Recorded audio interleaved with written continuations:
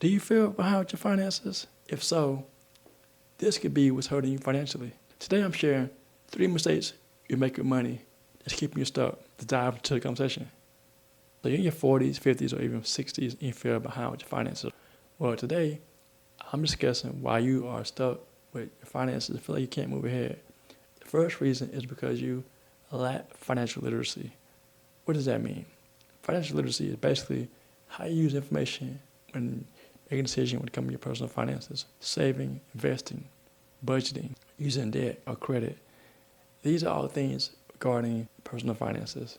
Even insurance, life insurance, wills, trust. The question is, are you good with finances? Are you good with spending? Are you overdrafting your bank account every month? Are you spending out of control? Are you spending more than you make? Are you living check to check? Are you saving? Are you investing? Do you have money saved for retirement? Do you have money saved for rainy days? You have all those questions that you may not have answers to. Maybe you learned money from your parents who didn't learn money habits from their parents.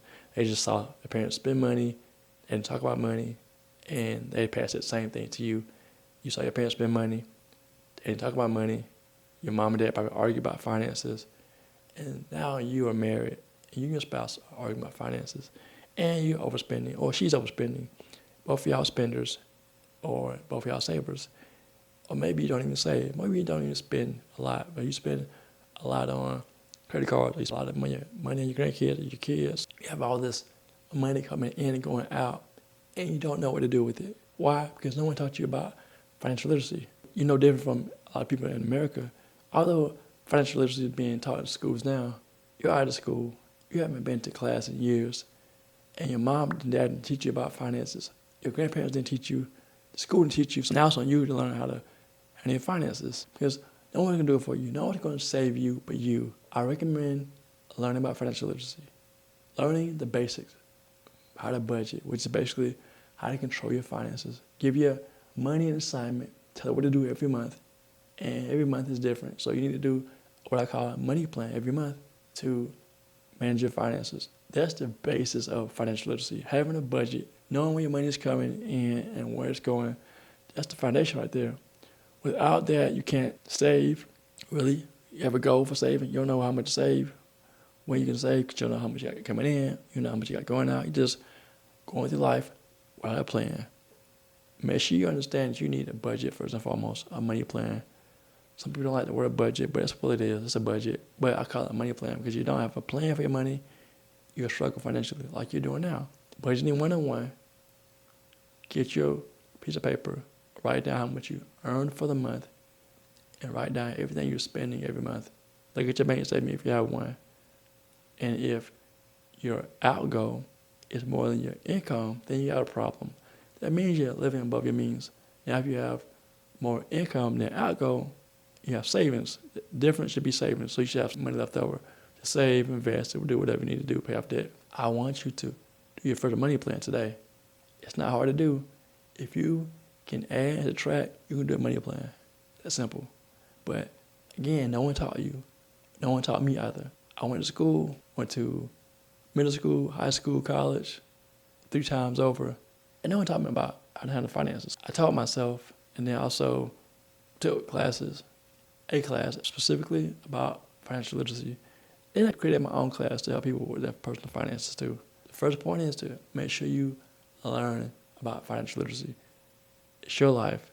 No excuses. You're an adult now. You got to do adult things. The second thing is holding you back from moving forward with your finances. The second mistake you're making is you make low wages. You go to school, get a degree, and you still are making the income that you want to make. I live in South Carolina, Greenville area, and I recently looked, and the average household income is about $71,000, I believe, which is pretty decent. But I recommend if you don't make that much money and you want to make more, you got to get your income up. What can you learn? What kind of skill can you learn, or what can you do to make more income? Sell something, start a business, learn a skill, go back to school, or maybe get a promotion, get a raise, a bonus, do something different. Do something that can help you to move forward financially.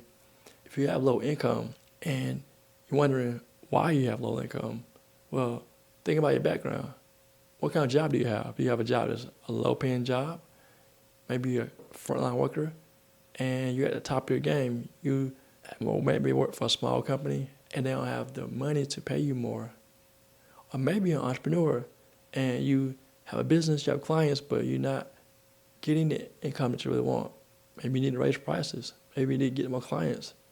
Or maybe you just need to collect on the money that you have earned but you haven't collected. So there's some things you need to analyze for your life to see what you can do to make more income. You can do this. You got this. For me, when I was my last job, I made about $30,000. And when I got fired during the pandemic, during 2020, I decided to go and start a business. I started an accounting business. I attempted to start one, and then it flopped. But when I got fired the last time, I had more skills in my tool belt to actually run my own business. I was more competent than I was the first time. If you're in a job that you hate, what can you gain from that job that can help you to either start a business or get a skill set that can help you to transition to a different position or a different company so that you can earn more income? And the third thing that's holding you back, in my opinion, if you don't know about financial literacy, then you probably aren't doing this thing. That thing is investing. What is investing? So investing is in which you put your money to a certain thing. I call it a vehicle. And the money grows from the amount you put in originally to a different amount. For example, I have a Roth IRA and I put money into it. So started it years ago. I'm going to say 2010. Maybe put $500 in there every month, for example.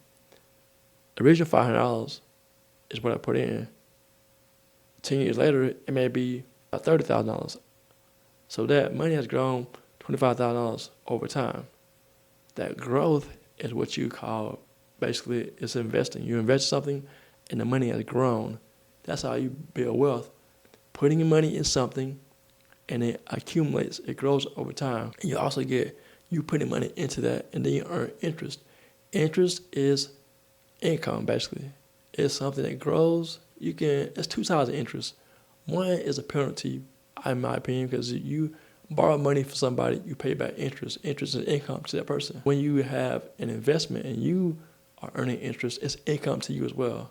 It's basically growth. You have a savings account and you earn interest. It's the same concept. You get money on the money you put into the account and it grows over time.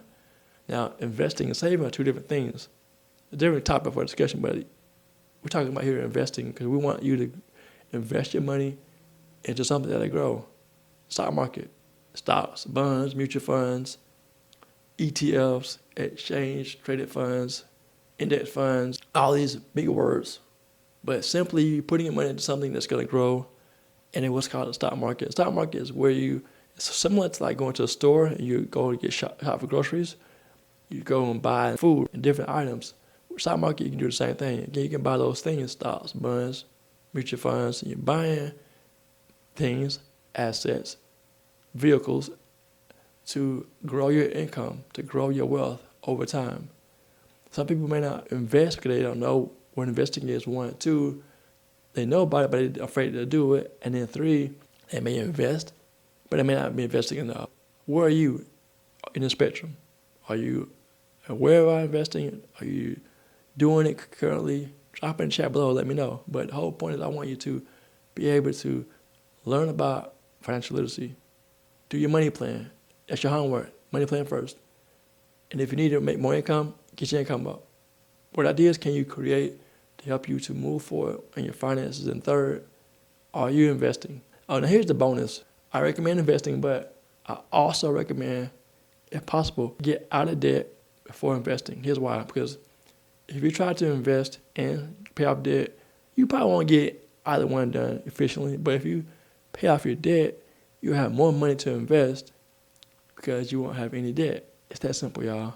I know you're like, Dakota, I'm cringing because I love debt. I love my credit score being 800. I'm like, bruh, sis, when you have debt and you borrow money from someone, and you have a high FICO score, the FICO score doesn't tell your lender that you have money saved in your retirement, that you're investing, that you have money saved for rainy days. It doesn't tell the lender any of that. It just says that you have borrowed money and paid it back over time. Maybe, if you paid it back. But the whole point is pay off your debt so you can be able to invest.